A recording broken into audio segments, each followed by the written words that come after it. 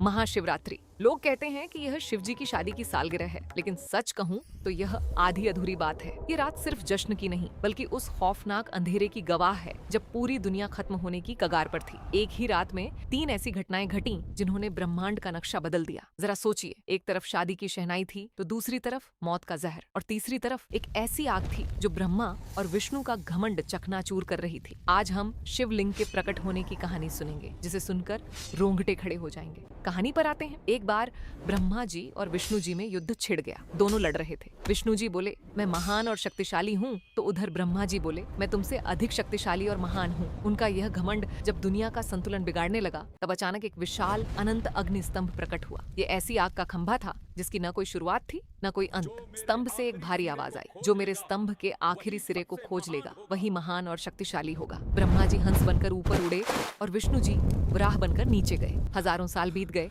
पर विष्णु जी को अंत नहीं मिला। उन्होंने अपनी हार मान ली, लेकिन ब्रह्मा जी ने वापस आकर झूठ बोला कि उन्हें अंत मिल गया है। उसी पल आग से काल भैरव प्रकट हुए और सज्जा के तौर पर उन्होंने ब्रह्मा जी का वह सिर काट दिया जिससे उन्होंने झूठ बोला था। दोनों का अहंकार टूट गया, क्योंकि शिव जी स्वयं उस आग के स्तंभ थे। वह अग्नि रूप इतना प्रचंड और गर्म था कि देवताओं ने उन्हें शांत करने के लिए उन पर दूध और जल की वर्षा की। यही वह पहला दिन था जब शिवलिंग पर अभिषेक की शुरुआत हुई। लेकिन कहानी यहीं खत्म नहीं होती। एक बार जब देवता कमजोर हो गए थे, तो अपनी शक्ति वापस पाने के लिए समुद्र मंथन किया गया। उनको उम्मीद थी अमृत की, लेकिन निकला क्या? हलाहल विष। पूरी दुनिया उस जहर की गर्मी से जलने लगी। तब भोलेनाथ संसार को बचाने के लिए आगे आए और सारा जहर पी लिया, लेकिन उसे अपने कंठ गले में ही रोक लिया। जहर की गर्मी से शिवजी का शरीर तपने लगा। उस जलन को शांत करने के लिए सभी देवताओं ने शिवजी पर दूध और जल से अभिषेक किया और शीतल बेलपत्र चढ़ाए। शिवजी को उस रात नींद न आ जाए, ताकि जहर का असर न बढ़े, इसलिए पूरी रात देवताओं ने भजन गाए